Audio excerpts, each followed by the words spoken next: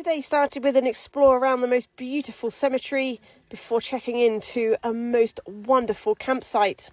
We're off for our morning explore, and you can see the national park we were in yesterday behind us with clouds on, so we judged that perfectly. Bosun's not very keen. Come on, Bose. It was a bit fresh this morning, but the sight of orange trees and sunshine made everything feel better, and we walked the deserted streets of the village until we came across the cemetery, which we're keen to have a look around. My first time in a Spanish cemetery, and it was wonderful. They're put in tombs rather than buried in the ground, and it was light and airy and colourful and vibrant with views across the valley. I think I much prefer that than being buried in the soggy ground of the UK. But it was a lovely experience to be had, and very humbling as we read all the tombstones and took it all in.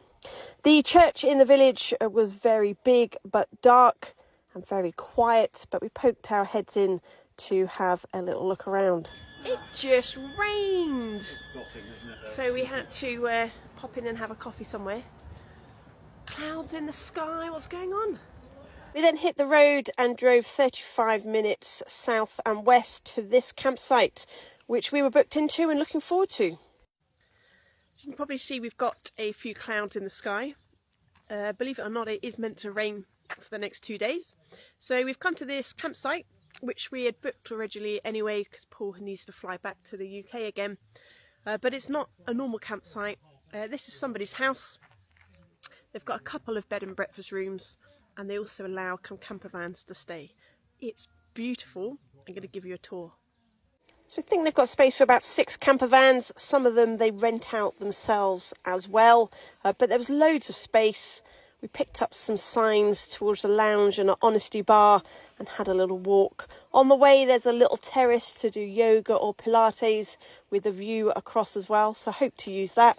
Loads of outdoor seating and umbrella shades, and this wonderful outdoor kitchen area here, which is ours to use as we see. It's got an oven and a hob, an honesty bar, fridge, all the equipment, glasses and that kind of thing.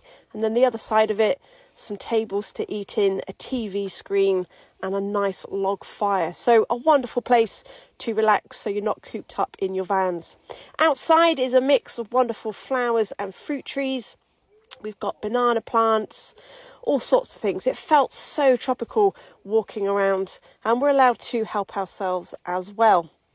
They've even got a pool in the garden and some sun lounges, and it's just a wonderful space. This is beautiful. Even got a pool. All we need now is the sunshine and not the rain. Gonna have to test this hammock out tomorrow. And all these fruit trees, we're allowed to help ourselves. There's grapefruit, oranges, lemons, bananas. So amazing.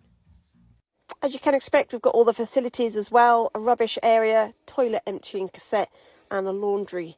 The only thing they don't have is grey waste emptying. And of course, being in the beautiful Spain, we had a wonderful sunset to enjoy as well. And it was so quiet. I can't wait to explore tomorrow. This evening, we sat in front of the fire, had a beer and met our Belgian neighbours and passed lots of time that way.